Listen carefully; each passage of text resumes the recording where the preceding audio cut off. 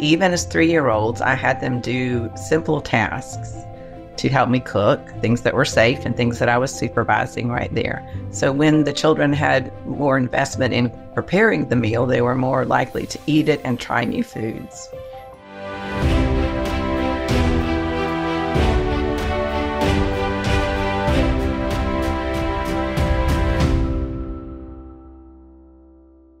Kelly, welcome. Thank you so much for joining me today. Kelly is one of my friends, and she's my colleague from the Positive Discipline Association. Kelly, I'll let you talk about your journey through positive discipline and a bit about yourself. All right. I became a mom about 30 years ago. My oldest child is 30. My younger child is 27. And he was about 18 months old when my mother-in-law came to visit us from out of town, and she saw I was trying to use some methods other than traditional parenting methods to face challenges that I was having with my son, I said he was 18 months at the time. And she very gently said, "Oh, you might be interested in this book called Positive Discipline by Jane Nelson." And when I said my mother-in-law suggested something, some people might think it was something very negative that happened, but she just did it so gracefully and just one sentence. And I went to the library, got the book, and I read it and thought, and the book was Positive Discipline by Jane Nelson. I thought, why didn't anyone ever tell me this before? I've never heard of these ideas, and they're just lovely and so helpful. And it was a new way of thinking. So I eventually read the book 3 times cover to cover so that I could really absorb these new ideas that I was learning about. And then that was way back when there was something called America Online, and there was a section of that called Moms Online. I joined that and started, I found this positive discipline discussion group, started discussing positive discipline with other moms. Jane Nelson dropped in there, and she encouraged me to eventually become a positive discipline educator. And I wanted to go to a positive discipline class, but there were no classes in my area. So that's what I eventually did. I became a positive discipline educator and started teaching parent workshops myself. And that was, a long time ago. It was in 1999 that I attended Teaching Parenting the Positive Discipline Way, the workshop that started me teaching parents. Wow. So what you just shared, especially about your mother-in-law, how often do we think when something that's shared with us through our mother-in-law, right away our brain goes to one way or the other, right? And it's so encouraging that when we have the best interests and some of these little tips brings us to a direction that can be so encouraging, empowering. So when you were thinking about positive discipline at that time, what were the traditional methods and how is positive discipline different? Or what is it that you liked about positive discipline? Well, I have this memory of my dad chasing me around the room in the house when I was at least 4 or younger, and he was trying to spank me. And I remember thinking, this is crazy. Surely there's another way. And I was raised in a lovely family, and actually my mom put a stop to the spanking soon after that. So I did not receive many spankings. But even when I was little, I said, I want to find a different way. I remember that moment distinctly. And so when I had a son, I thought, well, I don't think spanking makes sense to me. So what else is there?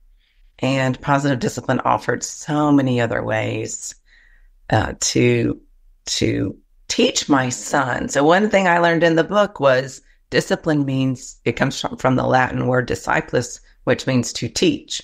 And I had this traditional view of discipline that it meant punishment to stop behaviors.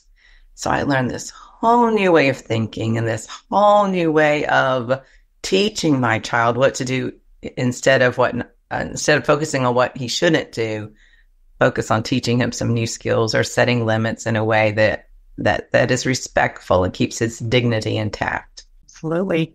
It's quite interesting that even as a 3-year-old, you were so creative. You were thinking outside of the box and problems like, what are some other ways that this could be done? I don't want to be spanked. And I know traditionally speaking, either spanking or threats, right? You better do it now, or I am going to take something away from you. It's how I was raised as well. It's like, if you don't do this, then, you're not going to get this. Or, and my parents, as your parents, were just amazing folks, wanted to do really well and just wanted to raise us with some life skills and qualities that we can become healthy adults with. So, why is creativity still important? And especially in early childhood, why is it so important? And how does positive discipline play a role in fostering creativity for children? Oh, one of my favorite things besides positive discipline is teaching parents about healthy child development and specifically social and emotional development. So many of the people out there may know about Erickson's stages. So if you don't, go look that up. If you do, you'll know what I'm talking about. But as children are developing, they're first totally dependent on us, but the next stage of development is having a sense of autonomy and knowing that you're your own person, this little person, even who's 2 years old, and that you have your own ideas that may be very different from another person's ideas. And part of creativity, or part of problem solving, is creativity, because there is never just one way to solve a problem. And what I love about positive discipline is it gives both parents new ways to solve problems, and it actually says to parents, hey, what if you involve the child in solving this problem? And you say to even a 4-year-old, wow, there's a spill on the floor. What can we do about it? And so positive discipline, that one big aspect of positive discipline is about problem solving and focusing on solutions, brings out a lot of good creativity that is about solving real life problems when they happen. So I love the other part of creativity that is about art and music and dance as well, so that children learn to express themselves in different ways, get to know themselves, their feelings, and how to express that. So I love all that side, but just talking about positive discipline, it's just such a great tool, or there are great tools to have children problem solve and think of outside of the box ways, because there are so many ways to solve every problem. But often as parents, we go to the traditional way, or just the first thought that we think of. And when I'm teaching parenting classes, I encourage parents to, okay, let's get 8 good ideas up here. And those are usually real ideas that most everybody in the group can think about. And now let's keep going. Can we get 15 ideas? Can we get 20 ideas? And so I love to bring that out with parents, and then hopefully they will also bring that out with their children. Yes. And it sounds like communication too. You're really good at drawing forth a lot of different ideas, because there are many ideas that we have that we don't go to. Well, we go to the ones that our parents have modeled for us, or our community members have modeled for us, or what we watched on social media or elsewhere. And then sometimes we have that disconnect from what we really, if we took time to consider their other encouraging ideas that you're talking about. So what are some of the example of activities that you did with your son and your daughter that brought the sense of empowerment? Oh, wow. Okay. Do you mean activities that I planned for them, or just in the moment how we solved problems? Yeah, just some examples, because I think when we're talking about traditional and positive discipline, it can be really confusing. So just a little bit of a concrete examples of what creative activities look like, and how do you solve problems if, for example, my child will not wear certain clothes or won't eat certain food.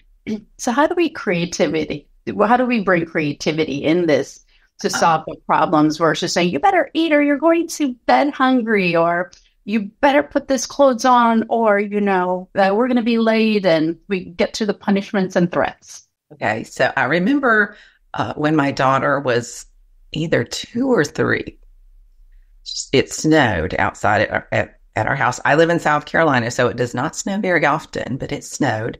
And I encouraged the children, let's go out and investigate this snow.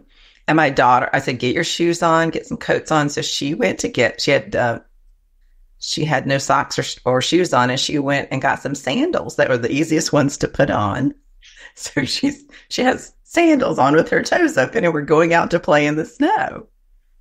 And my go-to tool, just starting it, I don't always, sometimes I think and I don't act. I think and I go, okay, what else can I think of next? Was to say, well, your feet are going to be cold. You'll need warmer shoes. You'll need socks and your warmest shoes on. But I said, oh, those are the shoes you want to wear. Okay. And we were just going out in the front yard. So I thought, if she gets cold, she can come back in and get some different shoes on. Why don't I let her learn from this experience? And I can't remember exactly if I said any questions to her, but we went outside, and I can't even remember if she ever changed shoes. I think she did, but that was an example of she's not going to freeze to death. She could just go walk back in the house and get some warm clothes on. And I decided I didn't even have to ask her, are your feet cold? Are your feet cold yet? Like that would have maybe set up a power struggle, or not let her learn from just the natural consequences of wearing sandals in the snow. I might have set up something where she had something else to prove instead, just to let her learn from that. And then my second example is about eating food. So dinner time never was that big of a struggle at our house. Number one, each kid had to help me cook dinner, just a portion of the dinner, once a week. Well, we had a rotating wheel, so sometimes it was twice a week. But even as 3-year-olds, I had them do simple tasks to help me cook, things that were safe and things that I was supervising right there. So when the children had more investment in preparing the meal, they were more likely to eat it and try new foods. And secondly, I had a guideline that was, if you don't want to eat what we're eating here at our meal, you can make yourself a sandwich. We always had peanut butter and things to go on bread to make a sandwich, or you can open a can of Campbell's soup or some kind of soup. And those are the two things. So I think they were probably maybe 6 or 7 or 8 when I said you can make soup on the stove. But I had those two things, and I think there was only once or twice that they chose to do that. But that there was no forcing. And I always tried to make sure that there were two things on the table that I knew they had eaten before and would eat. I mean, I didn't worry about that too much, but in general, that was in the back of my mind. If you like the content of this video, please don't forget to follow.